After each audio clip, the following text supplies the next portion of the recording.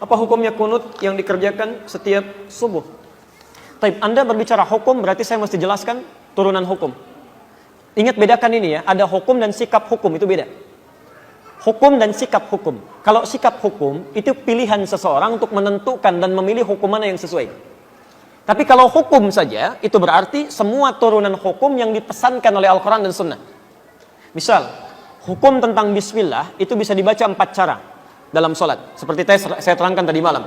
Bisa dijaharkan, disirkan, tidak dibaca sama sekali, atau dibaca rakaat pertama, selanjutnya tidak. Tapi sikap kita terhadap itu memilih salah satu. Itu sikapnya.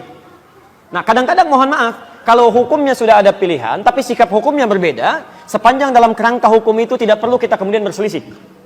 Sepanjang dalam kerangka hukum yang sama. Karena kita tidak mungkin memaksakan seseorang selalu sama dengan kita. Kecuali kalau pada hukum yang sifatnya satu dalil, satu contoh, dan tidak ada sikap lain kecuali itu saja. Seperti saya terangkan dalam kesempatan tadi malam. Nah, sekarang tentang kunut. Kisahnya dimulai di saat Nabi SAW dalam fase dakwah, ya, di awal-awal masa Islam di Mekah, tiba-tiba kedatangan tamu dari distrik Bi'r Ma'unah. Bi'r Ma'unah agak banyak ini, ya, menyampaikan bahwa, ya Muhammad, ya Rasulullah, di tempat kami orang-orang yang masuk Islam, semuanya masuk Islam. Awal masa dakwah, kedatangan informasi satu desa, bedol desa masuk Islam. Kira-kira senang atau tidak? Senangnya luar biasa. Maka mereka minta dikirimkan guru-guru untuk mengajar. Dikirimkanlah oleh Nabi SAW 70 orang penghafal Quran. 70 orang penghafal Quran. Di saat-saat masa awal-awal keislaman, tidak banyak penghafal Quran. Dikirimkan 70 orang ke sana. Singkat cerita, ketika beliau sedang menunaikan sholat, dalam riwayat disebutkan sholat subuh, yang lain mengatakan sholat maghrib, tiba-tiba turun malaikat Jibril menyampaikan bahwa orang-orang tadi yang datang kepada Muhammad, mereka menipu. Karena ternyata orang-orang itu ketika sampai di Bir Ma'unah semuanya dizalimi, bahkan dieksekusi dan syahid. Ya, jadi mereka semua dibantai, dibunuh. Jadi ada yang menipu mengatakan masuk Islam, dikirimkan pengajar tapi kemudian disakiti, dizalimi. Nabi dengan sifat kemanusiaannya marah pada saat itu. Kemudian beliau berdoa kepada Allah Subhanahu wa taala. Ada yang mengatakan doanya sebelum ruku, ada yang mengatakan bangkit dari ruku. Maka beliau mengatakan Allahumma adzib fulan. Allahumma al'anhum, ya Allah tolong hukum si fulan, tolong laknat si fulan. Bahkan disebutkan sebagian dari suku-sukunya, Bani Keda, Bani Keda, Bani Keda. Itu berlangsung selama sebulan. Berlangsung selama sebulan. Hingga turunlah kemudian Quran surah ketiga Ali Imran ayat 128 sampai 129. Posisi paling kanan sebelah bawah di mushaf standar. Quran surah ketiga Ali Imran ayat 128 sampai 129. Ayat 128 ini poinnya. Laisa laka minal amri syai'un aw yatuba 'alaihim aw yu'adzibahum fa innahum zalimun.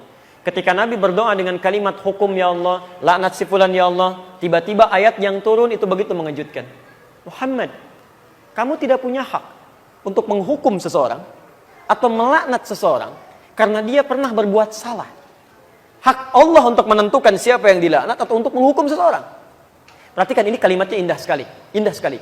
Ini ingin memberikan keterangan kepada Nabi SAW bahwa tugas Nabi itu berdakwah dalam kebaikan. Sekalipun cuma berdoa, maka bila bisa berdoa yang baik-baik, maka hindarkan doa yang tidak baik.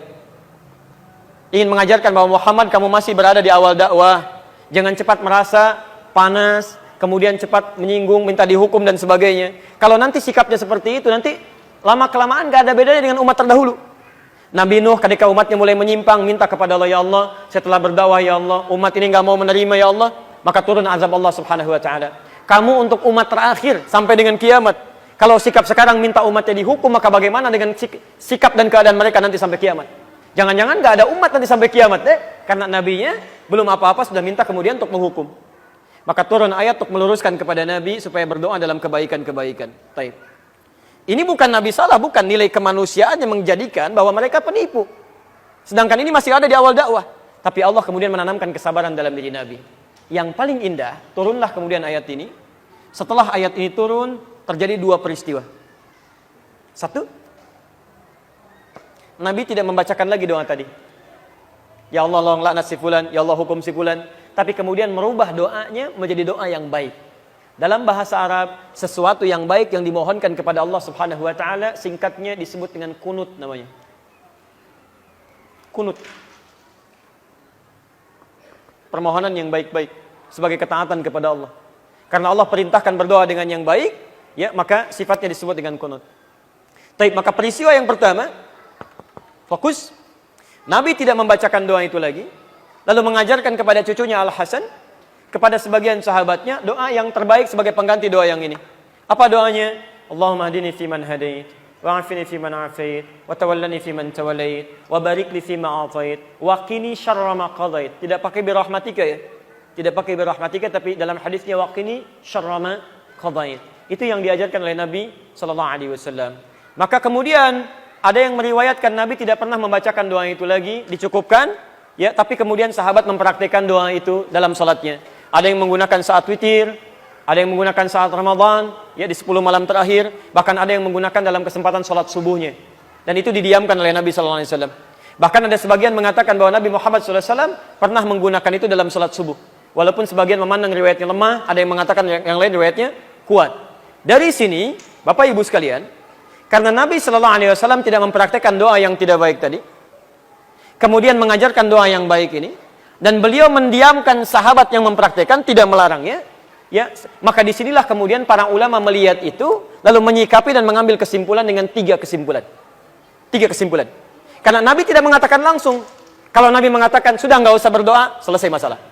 Kalau Nabi mengatakan, berdoa ya, ini bagus, selesai masalah. Tapi Nabi mendiamkan di sini, dan sikap diamnya Nabi, dalam implikasi hukum, itu bisa menerangkan beberapa pilihan-pilihan hukum. Maka, Imam Abu Hanifah mengatakan, karena Nabi sebelumnya tidak baca doa, dan setelah itu pun beliau tidak baca doa lagi, setelah turun ayat tadi, maka beliau menyimpulkan tidak ada doa kunut itu. Makanya saat subuh tidak perlu membaca doa kunut. Selesai. Imam Abu Hanifah. Imam Malik, Imam Syafi'i menyimpulkan, Nabi SAW baca doa. Doa ini diganti oleh Allah untuk yang baik-baik. Dan kemudian diajarkan oleh Nabi pada sahabat, sahabat membacakan, Nabi tidak melarang. Ini artinya itu pun dibenarkan kalau dibacakan. Maka dari itulah Imam Syafi'i, Imam Malik mempraktekkan doa kunut ini. Imam Malik membacakan sebelum ruku. Jadi begitu membaca surah di rakaat yang terakhir dalam sholat subuh, itu Imam Malik mempraktekkan kunut, tapi kunutnya nggak jahar, sir. Makanya setelah baca surat agak lama, itu sedang baca kunut dalam subuh. Imam Syafi'i memilih riwayat yang setelah ruku. Ruku i'tidal, sami Allahu liman hamida, Rabbana walakal hamd, lalu membacakan ini dalam subuhnya. Plus Imam Syafi'i, Allahumma hdini fiman hadait, dan seterusnya. Imam Ahmad bin Hanbal mengambil jalan tengah. Ini Nabi sebelumnya nggak berdoa.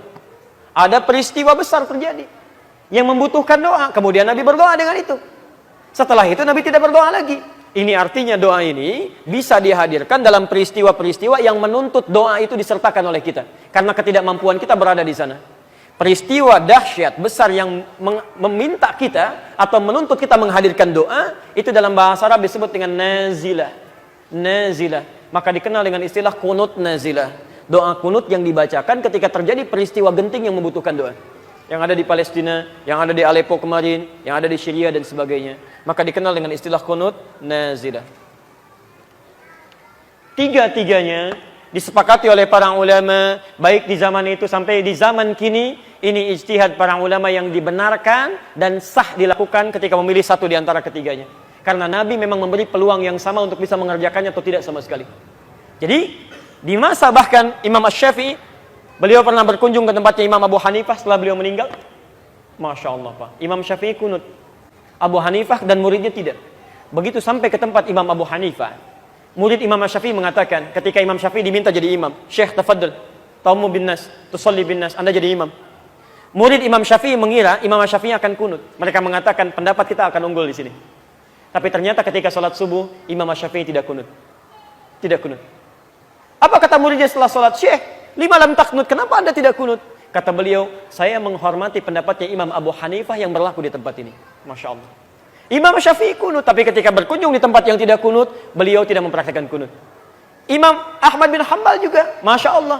Beliau kunutnya nazilah, tapi ketika beliau berada di tempat Imam Syafi'i, beliau kunutnya kunut seperti biasa, bukan nazilah lagi. Jadi di sini indah sekali. Para ulama saleh, hafal Quran, menulis kitab hadis, dekat dengan Allah, saling menghormati satu sama lain. Walaupun beda pendapat, tapi masih bisa minum teh sama-sama, tersenyum sama-sama, dan ada dalam kebaikan. Antum bukan imam besar, jadi makmum juga jarang, hafal Quran juga tidak, hadis belum dituliskan, Masya Allah. Kenapa masalah ini jadi pada ribut? Yang kunut benar, yang tidak kunut benar, yang salah, yang tidak sholat subuh. Selesai.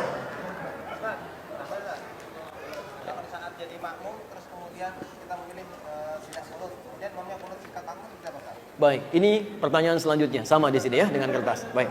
Nah, sekarang selesai sederhana. Jika imamnya kunut, antum ikut kunut. Mengaminkan, selesai.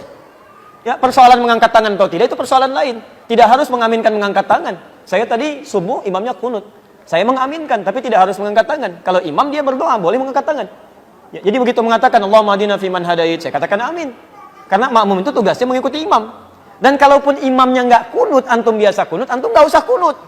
Apalagi imam salam, antum sujud sahwi, itu nggak usah.